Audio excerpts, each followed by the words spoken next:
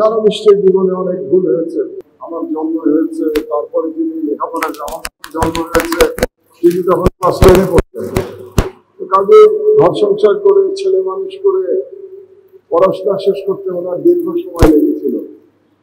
এবং যখন এমএ পড়েন তখন স্কুলের ছাত্র আমাকে নিয়ে আসতেন মাঝে মাঝে ইউনিভার্সিটি দেখানোর জন্য। আমরা এখনো সেই দিনগুলি চোখের সঙ্গে ভাসছে। এই ইউনিভার্সিটির এই বিল্ডিং এ বাংলা ডিপার্টমেন্টের সামনে আমি মাকে নিয়ে হেঁটে যাচ্ছি বা মা আমাকে নিয়ে হেঁটে যাচ্ছেন, আমি চোখ বন্ধ করলে এটা দেখতে পাচ্ছি। খুবই কষ্টের অনুভূতি, কিন্তু তারপরে মনে হচ্ছে যে মা হয়তো কাছেই আছে। কারণ খুব দূরে তো না এখান থেকে বাংলা ডিপার্টমেন্ট, এই বিল্ডিংই ছিল, সম্ভবত নিচের তলায় ছিল যতদূর মনে পড়ে আমার। সমৃদ্ধির পথে এগিয়ে যেতে দরকার ইস্পাত দৃঢ় ভিত্তি। তাই স্থাপনার স্থায়িত্ব নিশ্চিত করুন সর্বোচ্চ মানের ZSRM broadband. ZSRM, bond to bond.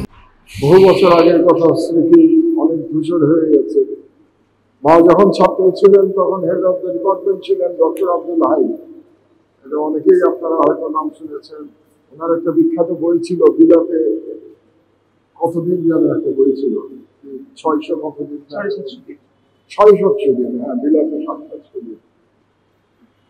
সেই ডক্টর আব্দুল হাইকে আমি দেখেছি নিজের চোখে, এবং আরো যারা প্রফেসর ছিলেন তখন, ডক্টর ওয়াকিল আহমেদ তিনিও বাংলার হেড হয়েছিলেন, ডক্টর আনিসুজ্জামান, প্রফেসর আনিসুজ্জামান তখন নতুন প্রফেসর হয়েছেন।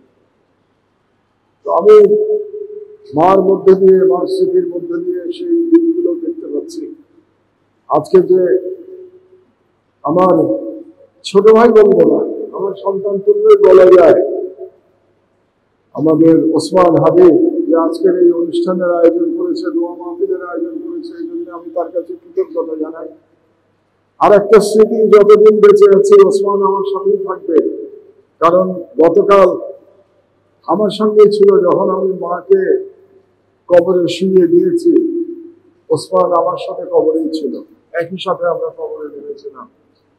যতদিন আল্লাহ আমার হায়াত রেখেছেন, ওসমান যে কবরে দিয়ে আমার মাকে আমার সাথে নামিয়ে দিয়ে এসেছিল, এটা আমি ভুলবো না। এই জন্য আবার কৃতজ্ঞতা জানাই। আর আপনাদের কাছে শুধু এইটুকুই প্রার্থনা, আমার মায়ের জন্য দোয়া করবেন। এটা ভেবে নেবেন যে বহু বহু বছর আগে আমার, আজকে যারা ছাত্রছাত্রী, আমার মা তাদের নানি দাদির বয়সী, আমি আপনারা মনে করবেন বহু বহু বছর আগে মাহমুদা বেগম নামে একজন নারী, তিনি সেই সময় বিশ্ববিদ্যালয়ে পড়াশোনা করেছিলেন এবং তিনি ইন্তেকাল করেছেন। আজকে যে আমাদের যিনি নামাজ পড়ালেন, সেই শ্রদ্ধেয় আলমকেও আমি রিকোয়েস্ট করবো যাতে আমার মায়ের জন্য দোয়া করেন।